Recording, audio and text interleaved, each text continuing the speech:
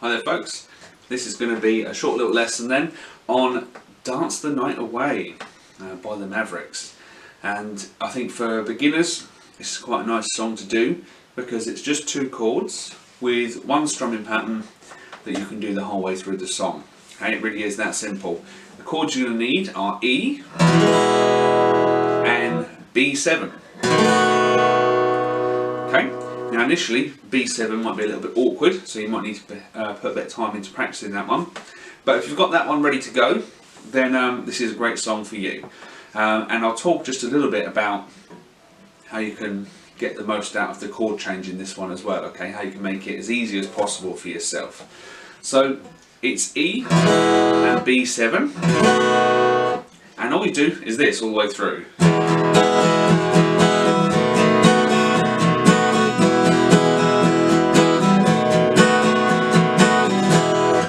That will do the job quite nicely in terms of rhythm guitar. I am going to show you how to play the horn parts of the song as well, and the little guitar solo. I'm going to put that onto acoustic for you. If that floats your boat, having a go at those single note parts, then by all means please do. But for those of you that maybe a bit earlier on in your playing, just doing the strumming will hopefully be enough for you for now. So let's have a look at that then. Let's take the E chord, and how was I strumming that? Because I wasn't just doing straight down and ups all the way, okay? That's the overall rhythm of what I was doing. I was playing 1 and 2 and 3 and 4 and, so straight 8th notes, okay? Going down, up, down, up, down, up, down, up. But I was doing a really nice technique, which for lack of a better name, we'll call it low-high for now, okay? And what I mean by that is that if I've got 8 possible strums, I'm splitting those up into 2 low and 2 high. So I'm doing the lower strings, okay, the bass strings, going down up, just on the bottom end of the guitar. And that probably works out as about 3 or 4 strings. It doesn't have to be precise, and it doesn't have to be exactly the same every time. You just have to accent the lower end. And then we do high. The top 3 or 4 strings, okay? Low, high, low, high. So rather than a full-on kind of strumming arm motion, we're actually being a little bit more precise in that right hand.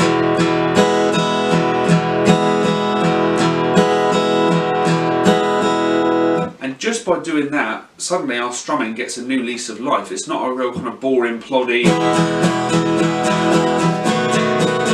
which is okay. And if you're playing maybe with other musicians as well, that might work as a nice kind of bass layer. But on your own, doing this,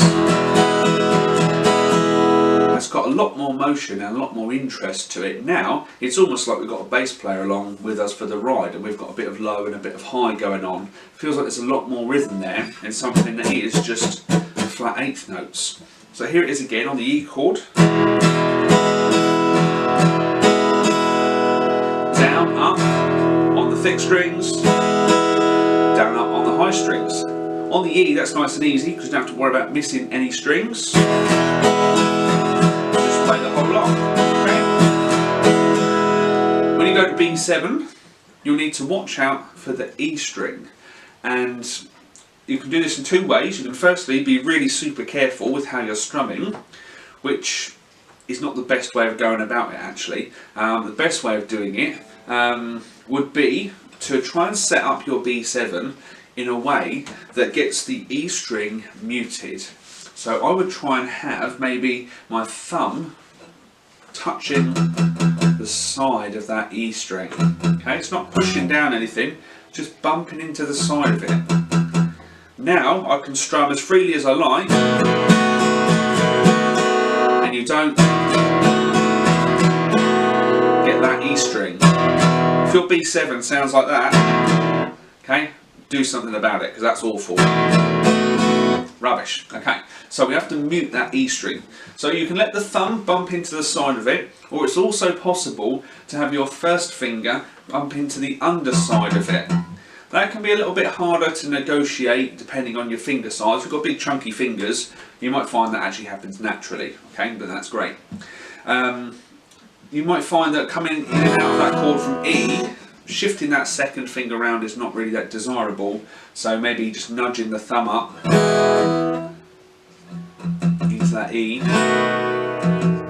is the best way to go. So experiment with that. If you can get that going, then you should be able to use this technique on the B7 and do low, high, low, high. Okay, so now it's only played out across 5 strings. Whether you're hitting the E or not, doesn't matter, as long as it's muted.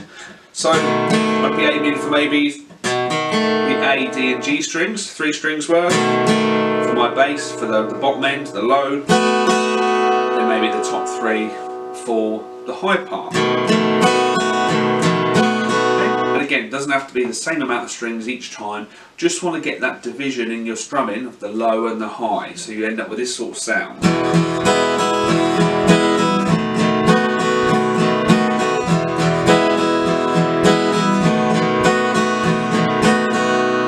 That's a lot more interesting and a lot nicer to listen to.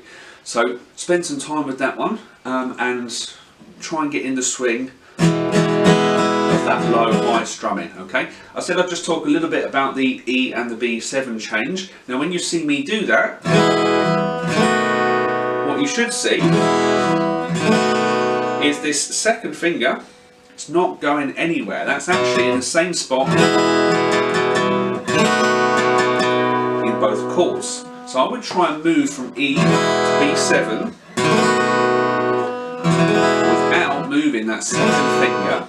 So from E, the first finger moves up a string, the third finger goes down a string, pinky comes in on top, and then going back to E, pinky comes away, third finger goes up, first finger goes down, and there you go, you're back at E. I would work that change back and forth a few times until you can do that nice and smoothly. Okay, what you don't want to be doing is taking that whole hand away and having it floating out here in the air whilst you replace all those fingers. That will never be fast enough.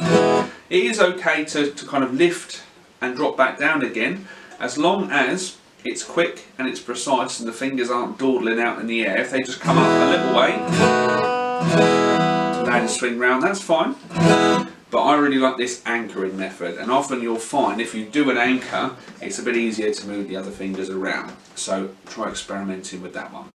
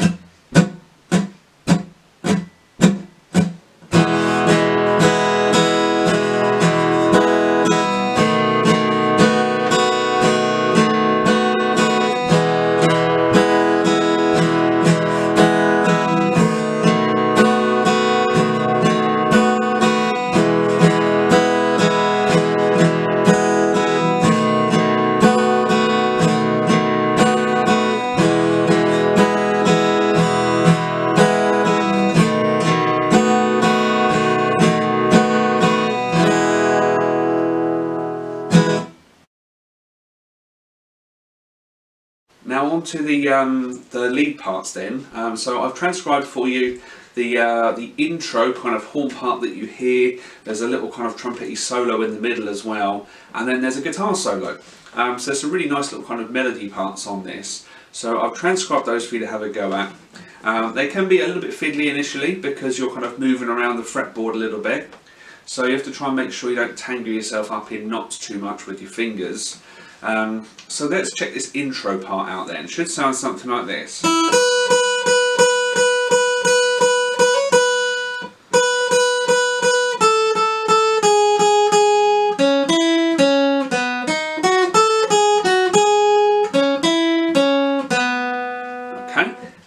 at the end of this video you can see me play that at full speed and a little bit slower as well. But let's just talk through it quickly. I would say to start on an open E string and then drop down on the 7th fret with your first finger.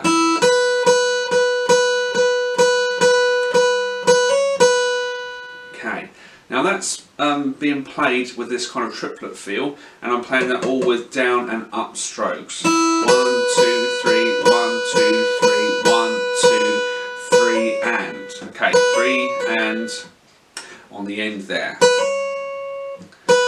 And that falls in the next bar. 3 and 1. Now here, I'm doing this hammer on.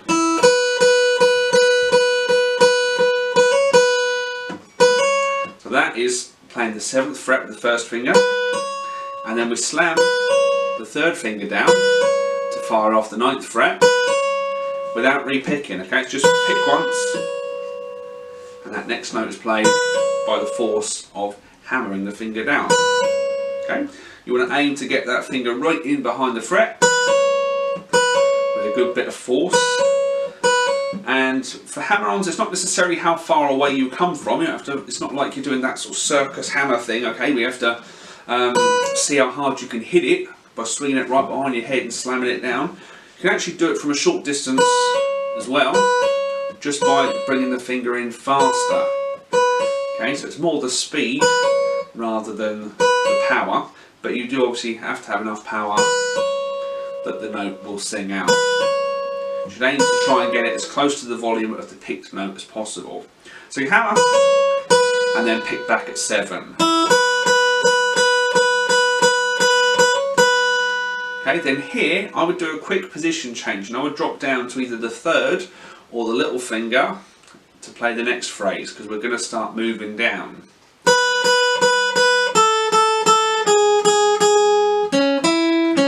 Okay, so 7s again. And there's just 3 there like before, 1, 2, 3. Then we start our descent and we do this. We do 1, 7, and then 2 5s as our first group of 3. 1, 2, 3. And then we do that same kind of idea, moving down 1, 5 and 2 4s. 1, 2, 3. 1, 2, 3, 1, 2, 3. 1, 2, 3, 1. Okay, then 4, this phrase, 4, then 6 on the G, 5 on the B, back to 6 on the G. Okay, then this ascending kind of arpeggio type dealie.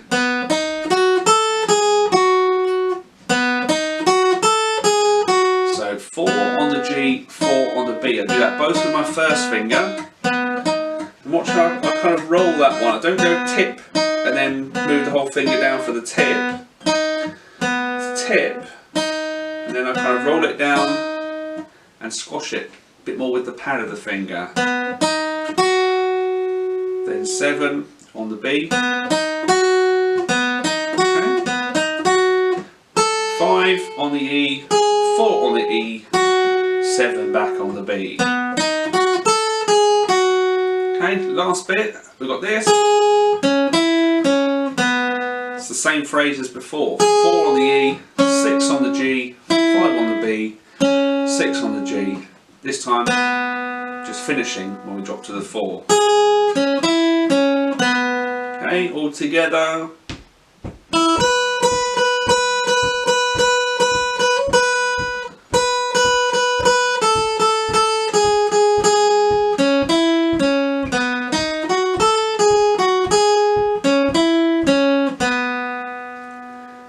There we go, and that is the intro part.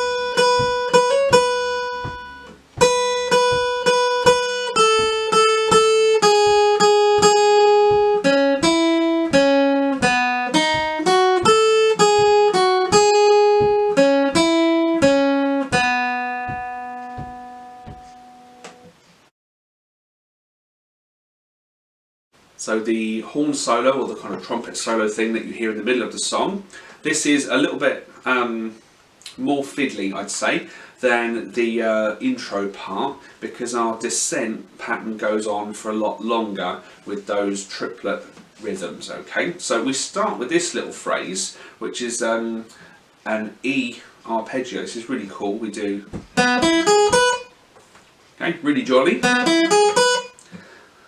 4, 5, 4, 7. So 4 on the G, 5 on the B, 4 on the E. So it's like a D shape, but I would say first, second, first fingers, then 7 on top. Right, so that's E, and then as we know our chord changes to B7, and our notes change to reflect that. We use this little roll again at the 4th fret, G, B, strings that is, okay, G string, B string, 4th fret, 4th fret, and then I do that roll again there with the pinky. You don't have to do that, you could use extra fingers, but I find it much quicker if you can get in the habit of those rolls. So pinky and 7 on the B, then rolls down to E. Okay, then we do the E one again. But this time, I would say bring the first finger up to the 7, and we start our triplet stuff. Okay, so we've got 1, 2, 3, 1, 2, 3, 1, 2, 3, and so much like the intro, this part. Okay, very similar to the intro, same thing really. Here's where we kind of deviate and we've got a longer descent. So just like in the intro at this point, I'd switch out, maybe down to my pinky say, and then we'd go 2 7s. Okay, and the way that works timing wise is you come out with your hammer on, and that last note, the 7, that's on beat 1, and we're still doing a triplet, except we're not playing 1, 2, 3, we're just playing the 1 and then the 3. 1, 2, 3. So we kind of miss one out. 1, 2, 3. So hit that one. 1, 2, 3. 1, 2, 3. We do the finger swap, okay? 1,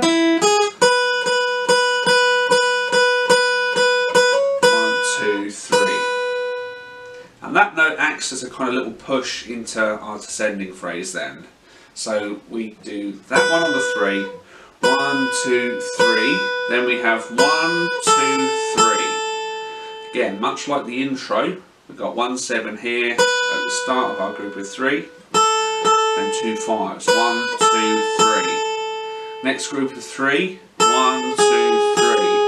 Okay, 5, 4, 4. 1, 2, 3. 1, 2, 3. Then 4, 7, 7. So we change strings there. 4 on the E, 7 on the B. 1, 2, 3. Then still on the B, 7, 5, 5. 1, 2, 3. Then we change strings again. We're going to do 5, 6, 6. 5 on the B and 6 on the G. Okay, then 6, 4, 4. And then our last bit, 4, 4. Our little hammer-on phrase again, which is actually an octave down from where we did it previously. So here's that whole part then slow.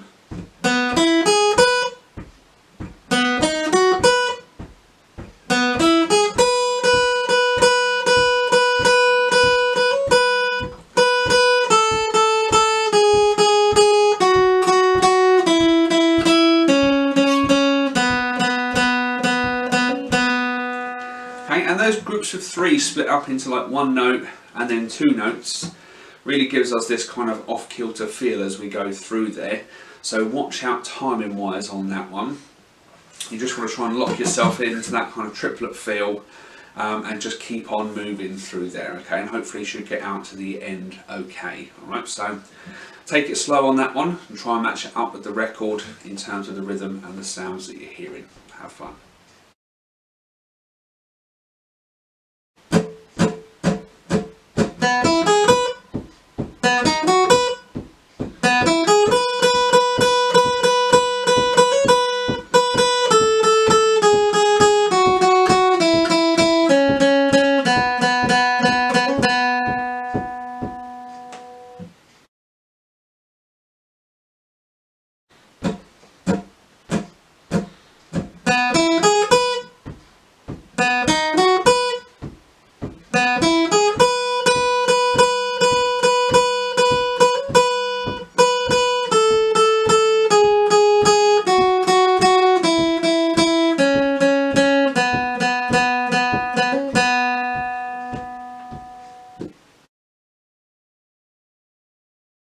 Okay, guitar solo time then.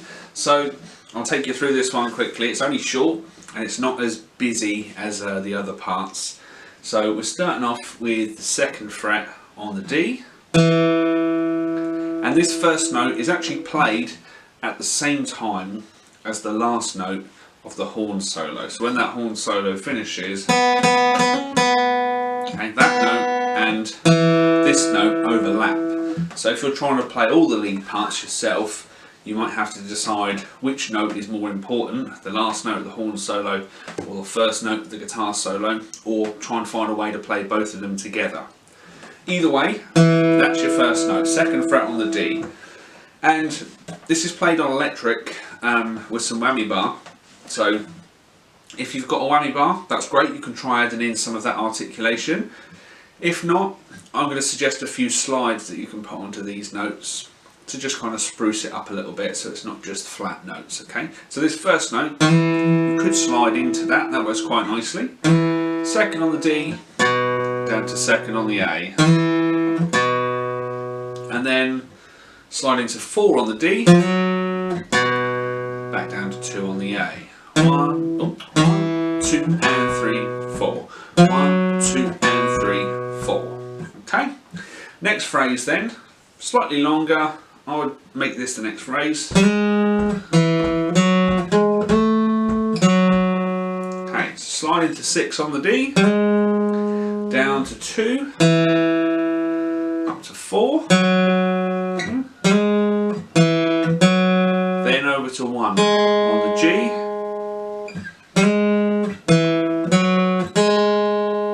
then it's 2 on the G, that's the next note, and again you can slide into that if you like, finishing up 4 on the D.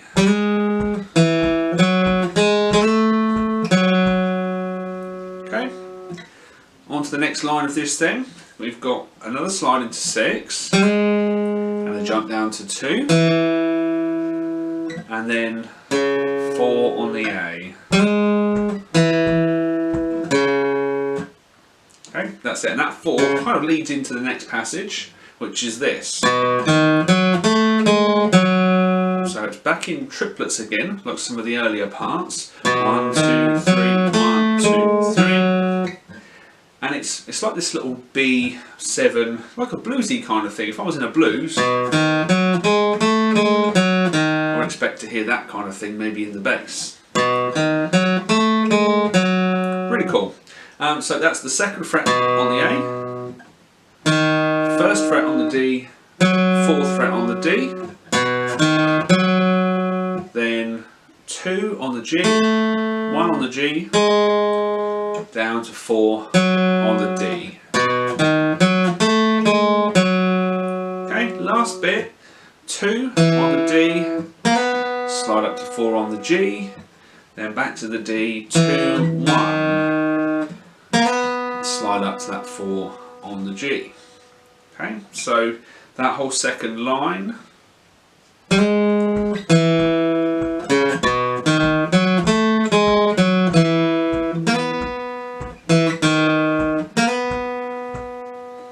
Okay, whole thing.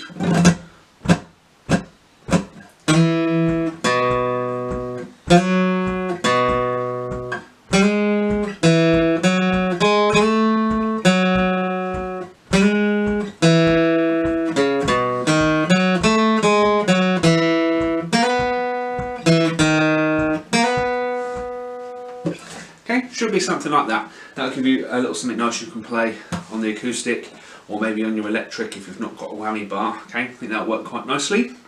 So there you go, take that slow and have some fun with it. Take care.